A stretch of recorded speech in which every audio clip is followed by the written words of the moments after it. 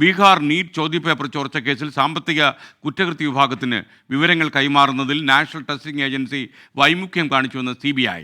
കേസിലെ national testing agency ഉദ്യോഗസ്ഥന്മാരുടെ പങ്ക് പൂർണ്ണമായും തള്ളിക്കളയാൻ കഴിയില്ലെന്നും CBI പറയുന്നു.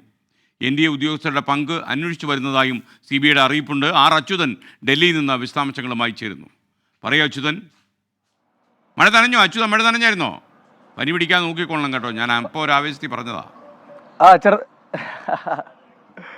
അതെ, SKN ഈ ബീഹാർ ചോദ്യപേപ്പർ ചോർച്ച കേസിൽ ഗുരുതരമായിട്ടുള്ള ആരോപണങ്ങൾ CBI ഇപ്പോൾ NTA നേരെ, നാഷണൽ ടെസ്റ്റിംഗ് ഏജൻസിക്ക് നേരെ ഉന്നയിക്കുന്നുണ്ട്. കാരണം നേരത്തെ തന്നെ സാമ്പത്തിക കുറ്റകൃത്യ വിഭാഗം പറഞ്ഞത് അവർ അന്വേഷണവുമായി ബന്ധപ്പെട്ട ഒരു ഘട്ടത്തിൽ ഈ കത്തിക്കരിച്ച നിലയിൽ ചില ചോദ്യപേപ്പറുകൾ കണ്ടെടുത്തിരുന്നു. ഇത് നീറ്റ് പരീക്ഷയുടേതാണോ എന്ന് സ്ഥിരീകരിക്കുവാൻ വേണ്ടി നാഷണൽ ടെസ്റ്റിംഗ് ഏജൻസിയോട് യഥാർത്ഥ ചോദ്യപേപ്പറിന്റെ പകർപ്പുകൾ ആവശ്യപ്പെട്ടിരുന്നെങ്കിലും അത് ഏറെ വൈകിയാണ് ലഭിച്ചത്. അപ്പോൾ അന്ന് തന്നെ സാമ്പത്തിക കുറ്റകൃത്യ വിഭാഗം ആരോപിച്ചത് ഈ അന്വേഷണവുമായി ബന്ധപ്പെട്ട സഹകരണങ്ങളിൽ NDA വീഴ്ച വരുത്തുന്നുണ്ട് എന്നുള്ളതായിരുന്നു. ഇതിന് പിന്നാലെയാണ് ഇപ്പോൾ CBI അത് സ്ഥിരീകരിക്കുന്നുണ്ട്. CBI പറയുന്നത് സാമ്പത്തിക കുറ്റകൃത്യ വിഭാഗം ഈ വിവരങ്ങൾ, നിർണായകമായിട്ടുള്ള വിവരങ്ങൾ തേടിയ ഘട്ടത്തിലും NTA അത് നൽകുന്നതിൽ ഒരു വൈമുഖ്യം കാണിച്ചു എന്നുള്ളതാണ്. അതുകൊണ്ട് തന്നെ ഈ കേസുമായി ബന്ധപ്പെട്ടുള്ള അന്വേഷണങ്ങളിൽ NTAയുടെ പങ്ക് അത് പൂർണ്ണമായും തള്ളിക്കളയാൻ കഴിയില്ല എന്നുകൂടി CBI ആവർത്തിക്കുന്നുണ്ട്. എന്നാലും വിശദമായ അന്വേഷണം നടന്നു വരികയാണ്. കാരണം ഈ NTA നിയോഗിച്ച, അതായത് സിറ്റി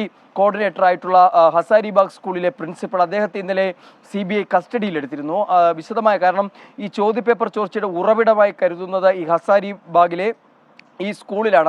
അവിടെയായിരുന്നു ചോദ്യപേപ്പറുകൾ കൊണ്ടുവന്ന പെട്ടി, അതിൻ്റെ ഡിജിറ്റൽ ലോക്കർ കൃത്രിമമായി അല്ലെങ്കിൽ പൊട്ടിക്കുന്ന തരത്തിലേക്കൊക്കെ കാര്യങ്ങൾ മാറിയത്.